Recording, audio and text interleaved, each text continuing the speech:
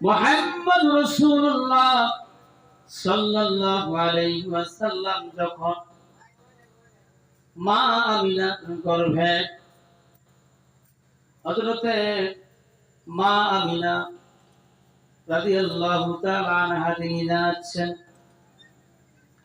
আমার সন্তান যখন আমার ঘরে, সেই দিন থেকে আমার শরীর মোবারক দিয়া সুগন্ধি ছড়াচ্ছে। এই সুগন্ধি মিশ্র আম্বারের চেয়েও বেশি। বলি সুবহানাল্লাহ, আরো জোরে বলি সুবহানাল্লাহ। একদিন এই হযরতে মা আমিনার এই নালিশটা আব্দুল মুত্তালিবকে দেওয়া হয়েছিল। আমাদের নবী পাক সাল্লাল্লাহু আলাইহি সাল্লামের এটা যখন চলে গিয়েছে, তখন একটা নালিশ দেওয়া হয়েছিল যে মা আমিনা এত সুন্দর সুগন্ধি মেখে বেড়ায়, এটা পায় কোথায়? এগুলো পায় কোথায়? হযরতে মা আমিনাকে ডেকে বললেন, বাবা আব্দুল মুত্তালিব তাকে ডাক দিয়ে বললেন, ওরে মা, গ্রামের লোকজন আলোচনা সমালোচনা করতেছে, তুমি এত সুন্দর সুগন্ধি পাও কই? আমি না জানাইলেন, বাবা আমি তো বলতে পারি না, কিন্তু আমার গর্ভে যে সন্তান আছে, যেদিন এই সন্তান এসেছিল সেদিন থেকে কেন জানি আমার শরীর মোবারক থেকে জান্নাতের সুগন্ধি আসে। বলি সুবহানাল্লাহ। এখনো ধরায় আপনারা আমার ওয়াজ ভুলে গেছেন? এখনো পৃথিবীতে আসে নাই, তাতেই খুশি, তাতেই মাতোয়ারা। বলি আল্লাহু আকবার।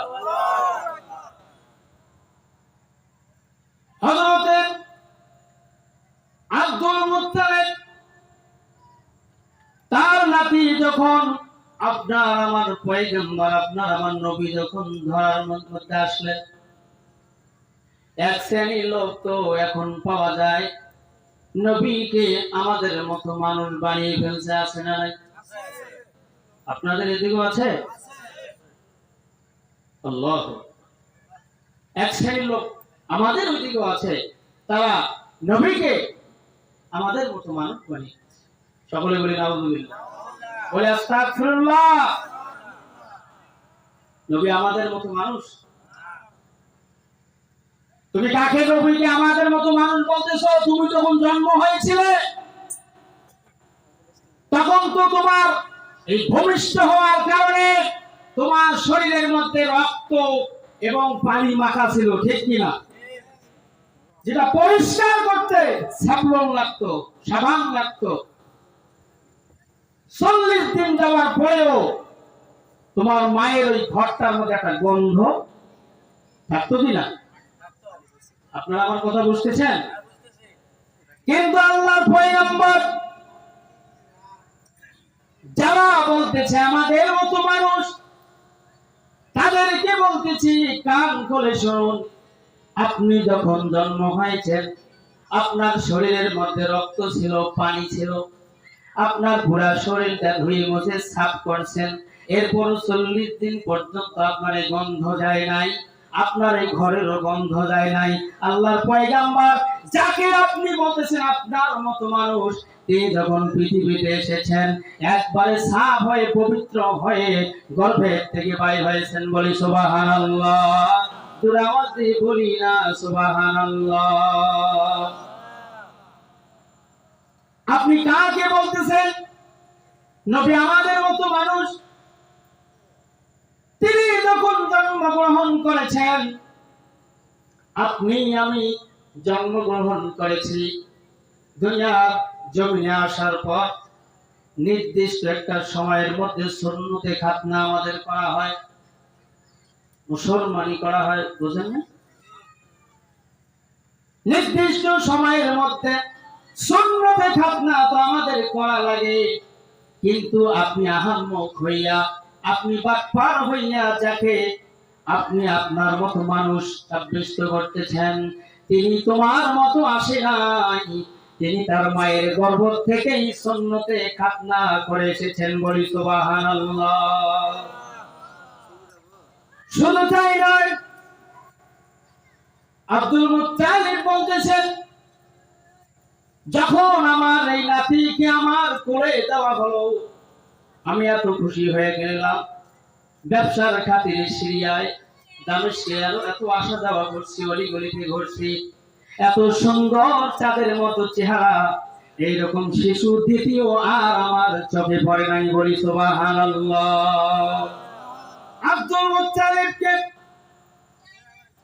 হযরতে জিবরাইল আলাইহিস সালাম বললেন, হে আব্দুল মুত্তালিব, তুমি তো দুনিয়ার কথা বলতেছো, দামেস্কের কথা বলতেছো, সিরিয়ার কথা বলতেছো, দুনিয়ার অলিগলির কথা বলতেছো, এবার আমার কাছে শোনো। আমি জিবরাইল আমিন আলাইহিস সালাম হযরতে আদম আলাইহিস সালাম থেকে শুরু করে হযরত ঈসা আলাইহিস সালাম পর্যন্ত সমস্ত পয়গম্বরের সঙ্গে আমার সাক্ষাৎ হয়েছে। পৃথিবীতে যত সৃষ্টি আছে সকলের সঙ্গে প্রয়োজন মতো আমার সাক্ষাৎ হয়েছে। আমি ফেরেশতা হয়ে তাদের সঙ্গে আমার সাক্ষাৎ হয়েছে। আমি সাক্ষ্য দিচ্ছি, শুধু দুনিয়ার অলিগলিতে না, আমি আকাশের নিচে, আকাশে আর জমিনে এরকম দ্বিতীয় চেহারা আর দেখি নাই। বলি সুবহানাল্লাহ। আওয়াজ দিয়ে বলি না সুবহানাল্লাহ। হযরত জিবরাইল আলাইহিস সালামকে আমার আল্লাহ ডাক দিয়ে বলতেছে, হে জিবরাইল, তুমি কি জানো, তোমাকে তো আমি সৃষ্টি করেছি, বা আমার বন্ধুর কথা আমার কাছ থেকে শোনো। আমি আমার বন্ধুকে এত সুন্দর করে বানাইছি, আর দ্বিতীয় কাউকে আমি সৃষ্টি ভাবে করি নাই। বলি সুবহানাল্লাহ। আরো জোরে আওয়াজ দিয়ে বলি সুবহানাল্লাহ। আপনি কাকে বলতেছেন? আপনার হুঁশ আছে? আপনি কাকে বলতেছেন নবী আমাদের মতো মানুষ? আর আপনি সিরাতুন নবী পালন করেন, মিলাদুন নবী পালন করেন। বলেন আস্তাগফিরুল্লাহ। আরে জন্ম যখন আমার যদি না হয়, আমার সিরাত কিসে? কথা বলেন। আগে তো জন্ম হতে হবে। আপনি সিরাতুন নবী মানেন, সেই দিক দিয়ে আমার কথা না। আমার কথা হচ্ছে, আপনি তো জন্মটা আগে মানবেন, আপনি তো মিলাদুন নবী মানবেন, এরপরেই তো আপনি সিরাতুন নবী মানবেন। আপনি মিলাদুন নবী মানেন না, আপনি না মানার কি? আল্লাহ পাক কোরআন কারিমে বলছেন, ফাইন তাওয়াল্লাউ ফাকুল হাসবিয়াল্লাহ। বলি আল্লাহু আকবার। ওগো নবীজি, তারা যদি না মানে, তারা যদি মুখ ফিরিয়ে নেয়, তাদেরকে বলো তোমাদের কোনো দরকার নাই, আমার জন্য আমার আল্লাহ পাকেই যথেষ্ট। বলি সুবহানাল্লাহ। হযরত আমিনা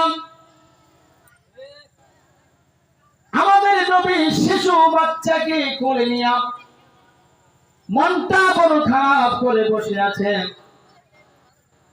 মনটা বড় খারাপ, মনে মনে কল্পনা করতেছেন, এত সুন্দর চেহারা, চাঁদের মতো এত সুন্দর চেহারা, আজকে যদি তার বাবা থাকতো, তাহলে এই সন্তানের সঙ্গে খেলা খেলতো।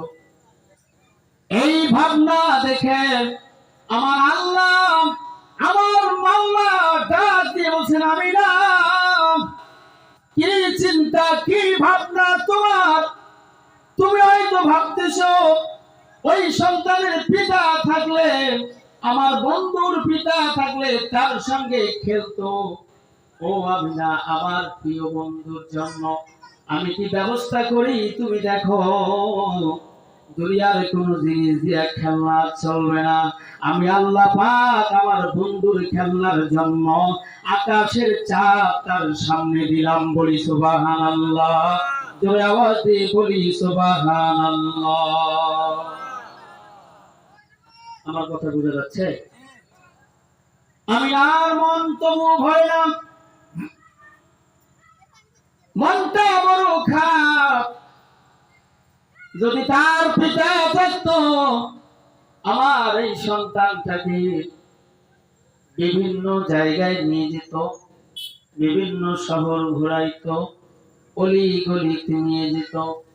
আমার আল্লাহ পাক ডাক দিয়ে বললেন, আমি নাম কি চিন্তা করো, কি ভাবনা করো, আমার বন্ধুর জন্য আমি কি ব্যবস্থা করি দেখো।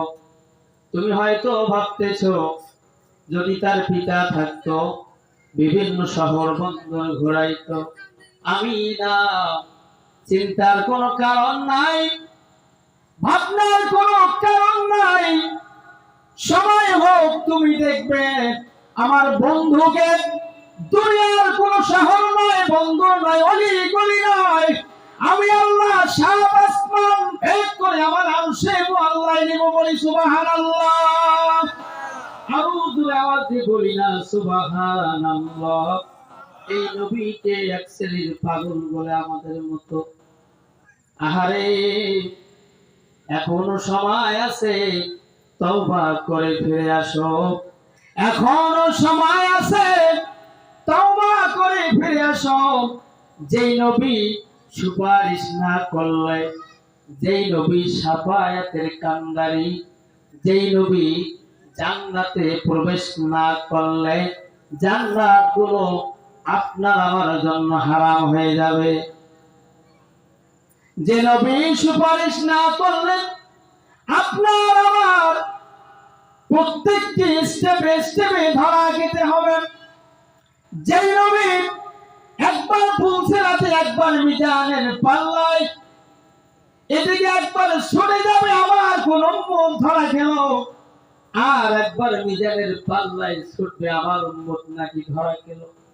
আর একবার পুলসিরাতের দিকে যাবেন, সব দিকে যাওয়ার পর যেই নবী সিজদার মধ্যে পড়ে বলবে রব্বি হাবলি ইয়া উম্মতি, বলে আল্লাহু আকবার। তিনি নিজের কথা বলবেন না, বলবেন রব্বি হাবলি ইয়া উম্মতি ইয়া উম্মতি।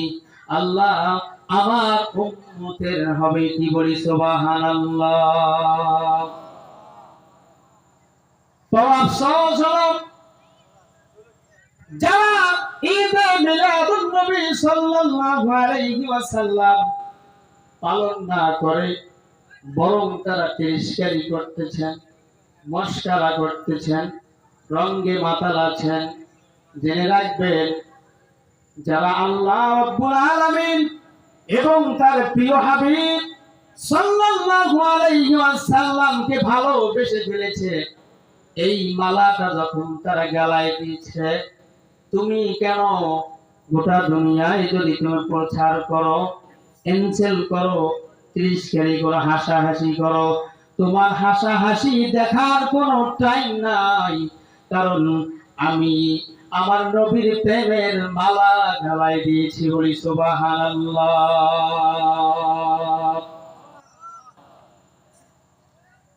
হযরত আমিনা সন্তানকে নিয়ে বড় চিন্তায় পড়ে আছেন। আজকে যদি তার পিতা থাকতো, বাজার থেকে অনেক ক্রয় করে নিয়ে আসতো তার খেলনার জন্য, তার আরামায়েশের জন্য, পাশেই থাকতো, কথা বলতো। আল্লাহ রাব্বুল আলামিন বলেন, আমিনা তুমি চিন্তা করো না, আমি আল্লাহ আমার প্রিয় মাহবুবকে শুধু খেলনার জন্য চাপ দিছি তাই নয়, আমি আমার বন্ধুকে পৃথিবীর এমন কোন একটা জায়গা বাকি নাই যেখানে আমার বন্ধুকে ঘোরাই নাই, বলি সুবহানাল্লাহ। জোরে জোরে আওয়াজ দিয়ে বলি সুবহানাল্লাহ। আপনি কাকে আমাদের মতো নবী বলতেছেন?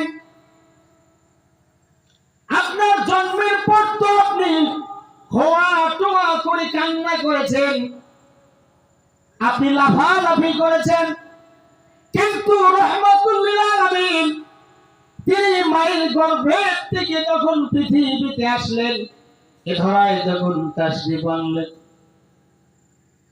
আসার সাথে সাথে প্রথম তিনি নামাজের শুরুতে বসলেন, বলে আল্লাহু আকবার। আরো জোরে বলে আল্লাহু আকবার। নামাজের শুরুতে বসে ক্ষান্ত থাকলেন না, অন্যের সিজদার মধ্যে মাথা লাগাই দিয়েছেন, বলি সুবহানাল্লাহ। তুমি কার সামনে বেয়াদবি করো? কাকে তুমি বলো নবী আমাদের মতো মানুষ? কি রকম বেয়াদব! আমি তো অবাক হই যে এরা পড়ালেখা করলো কিভাবে। এদের মাথায় ন্যূনতম জ্ঞান, ন্যূনতম বিবেক কি এদের জাগলো না? তুমি কাকে আমাদের মতো মানুষ বলতেছ? তিনি যে খানা খেয়েছেন সেটা আমাদের শিক্ষার জন্য। তিনি যদি সারা জীবন না খাইতেন তাকে খিদা লাগতো না, কারণ মহান আল্লাহ পাক তার হাবিবকে জান্নাতি খাবার দুনিয়ার জীবনে খাওয়াইছেন, বলি সুবহানাল্লাহ। আরো জোরে জোরে বলি সুবহানাল্লাহ। নবী কার মতো? যারা বলবে আজকের এই মাহফিল থেকে শিক্ষা নিয়ে যান, যারা বলবে নবী আমাদের মতো মানুষ ছিলেন, ওই মুহূর্তে জবাব দেবেন। যারা কিতাবি জবাব দরকার দেবেন, কিতাবি জবাব না জানলেও আজকের যেটা শিক্ষা তাকে ধরবেন। সেই মৌলবী যখন আপনি ধরবেন দেখবেন লেজ গুটিয়ে পালিয়ে যাবে, কারণ তাদের মূল তহবিল নাই। তাদের তহবিল হলো YouTube Facebook, YouTube Facebook, YouTube Facebook. আর কোনো কিতাব নেই, আর কোনো কিতাব। এরা ফির আর একজন গোলাম। মাযহাব তো মানে না। মাযহাব কি মানে? মাযহাব মানে মানে না। এরা আবার কি মানে জানেন? এদেরও মাযহাব আছে।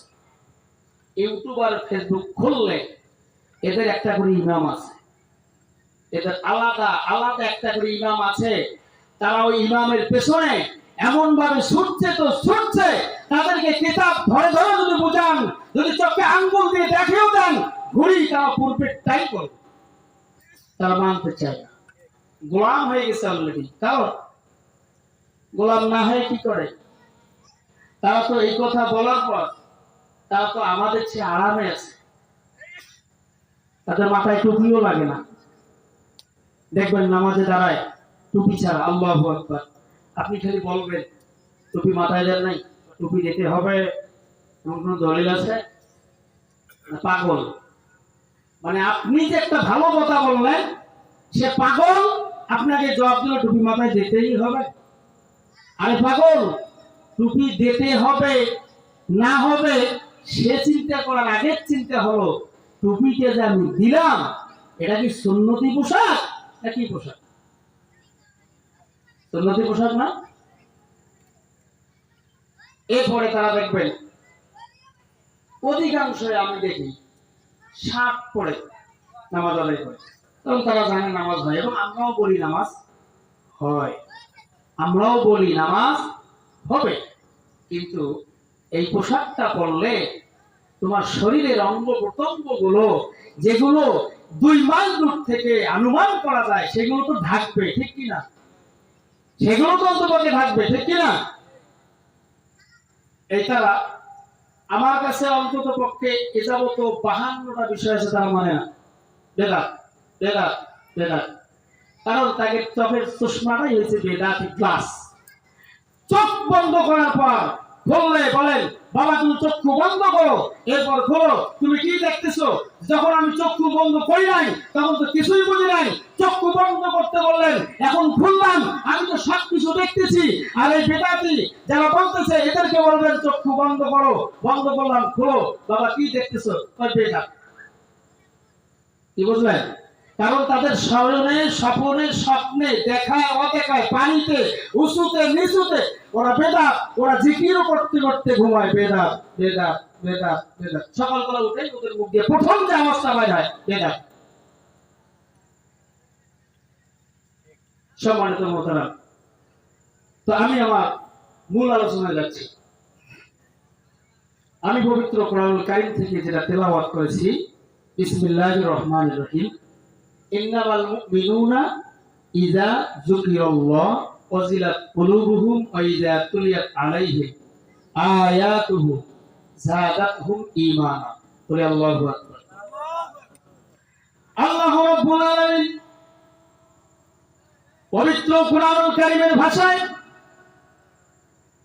মুমিনদের পরিচয় দিয়ে দিচ্ছেন। দুনিয়ার মধ্যে আমরাও তো মুমিন পরিচয় দেই। এবার আসেন আল্লাহ পাক কিভাবে মুমিনের পরিচয়টা দিচ্ছেন। আল্লাহ পাক কোরআনুল কারীমে বলতেছেন, আমার সঙ্গে সকলেই পড়েন, বিসমিল্লাহির রহমানির রহিম।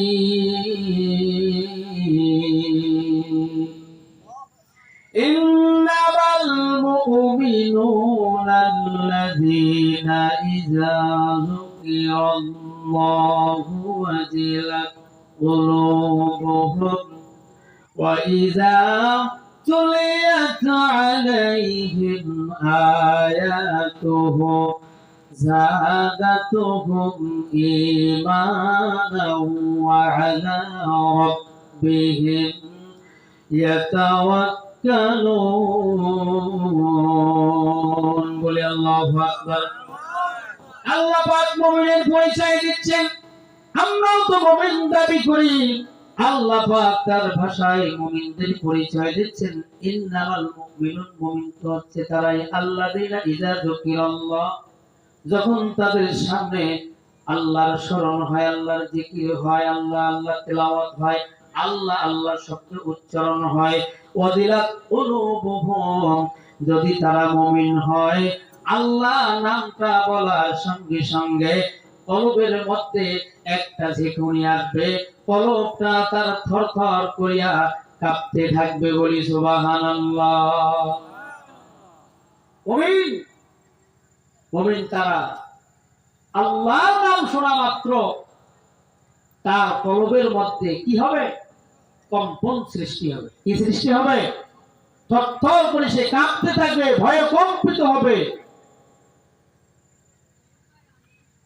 আল্লাহর নাম উচ্চারণ অথবা শ্রবণ, দুটার মধ্যে তার কলিজার মধ্যে কম্পন সৃষ্টি হবে। যদি কম্পন সৃষ্টি না হয়, তাদের পরিচয় আল্লাহ এখানে বলেন নাই। আল্লাহ পাক বলেছেন, এরাই হচ্ছে মুমিন, তারাই হচ্ছে মুমিন। বলি সুবহানাল্লাহ। وَإِذَا تُلِيَتْ عَلَيْهِمْ آيَاتُهُ, আর যখন তার সামনে তেলাওয়াত হবে, কি হবে? কোরআন কারীম খানা যখন তেলাওয়াত হবে, ওয়াইদা তুলিয়াত আলাইহিম আয়াতুহু, যখন তার সামনে কোরআন কারীম তেলাওয়াত হবে অথবা তেলাওয়াত করবে, যাদাতুহুম ঈমানা, যতই তেলাওয়াত শুনবেন, যতই তেলাওয়াত করবেন, যতই শুনবে, যতই পড়বে, যতই শুনবে, ওই মানুষটার ঈমান কমবে না, বরং যতই শুনবে আর পড়বে ততই ঈমান বাড়বে। বলি সুবহানাল্লাহ। যারা মুমিন তারা কোরআনুল কারীম তেলাওয়াত করলে, কোরআনুল কারীম তেলাওয়াত শুনলে তাদের ঈমান বাড়বে, কমবে না। এই হচ্ছে কি মুমিন। وَإِذَا تُلِيَتْ عَلَيْهِمْ آيَاتُهُ زَادَتْهُمْ إِيمَانًا وَعَلَى رَبِّهِمْ يَتَوَكَّلُونَ। তৃতীয় নম্বরটা হচ্ছে অনেক বড় কঠিন। وَعَلَى رَبِّهِمْ يَتَوَكَّلُونَ, সব সময় এই মুমিনটা তাওয়াক্কুল করবে কার? কথা বলেন কার? আরো জোরে বলেন কার? আরো জোরে বলেন কার? আপনারা ঘুমাইছেন নাকি? আমি প্রথমেই বলছি, আমি কিন্তু একাই ওয়াজ করি না। কি বলি নাই? আমি একাই ওয়াজ করি না, আমি আপনাদেরকে সঙ্গে নিয়ে ওয়াজ করি। ঘুমানো চলবে না। আপনারা জানলে অত্যন্ত খুশি হবেন। আপনারা জানলে অত্যন্ত খুশি হবেন। আপনারা যারা এখানে প্রবেশ করেছেন, আজকে আপনারা তো মাদ্রাসার এটা আঙ্গিনা, তাই না? এখন কিন্তু এটা মাদ্রাসার আঙ্গিনা না, এটা জান্নাতের বাগান। বলি সুবহানাল্লাহ। বিশ্বাস হইল না? বাঙালির কিন্তু একটা অভ্যাস আছে, বাঙালির যেখানে লাভ থেকে সেখানে লাভ, যেখানে লাভ সেখানে লাভ। এটা জান্নাতের বাগান, এটা আপনার আমার কথা নয়। প্রিয় নবী মুহাম্মদ রাসূলুল্লাহ সাল্লাল্লাহু আলাইহি ওয়াসাল্লাম তিনি বলেছেন এটা জান্নাতের বাগান। বলি সুবহানাল্লাহ। শুধু তাই নয়, এই মুহূর্তে আমাদের জন্য, আমরা এখানে যারা আছি, এই মুহূর্তে আমাদের জন্য মাগফিরাতের দোয়া করতেছেন ফেরেশতা সহ। বলি সুবহানাল্লাহ। ফেরেশতারাও আমাদের জন্য মাগফিরাতের কামনা করতেছেন আল্লাহর কাছে, যে আল্লাহ জান্নাত বাসী পর্যন্ত, জান্নাত দানি যাওয়া পর্যন্ত তারা মাপ চাইতেই আছেন। বলি সুবহানাল্লাহ। সুতরাং এখানে যতক্ষণ সময় আমরা দিব, আমরা যতক্ষণ সময় এখানে আছি, কোন ঘুমালে চলবে? আমরা ঘুমানোর জন্য আসি নাই। গভীর মনোযোগ। মুমিনের তৃতীয় নম্বর বিষয়টা অত্যন্ত মহা কঠিন। মুমিনরা তাওয়াক্কুল করবে সব সময় কার উপর? মুমিনরা ভরসা করবে কার প্রতি?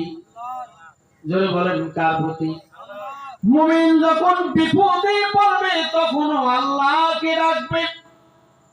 মুমিন যখন বিপদ থেকে ছাড় পাবে, বিপদ যখন তার উদ্ধার হবে, বলেন তো বিপদ দেওয়ার মালিককে? বিপদ থেকে উদ্ধার করার মালিককে?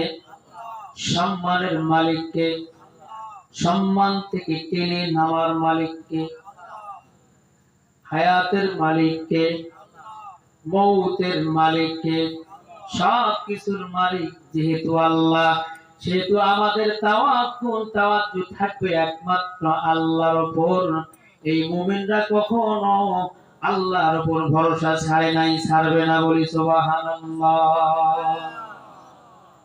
সুতরাং আজকের এই সময়, আজকের এই বছর, এই মাসের ফজিলতের আলোচনা করতে এসে একটি কথা আমি বলতে চাই।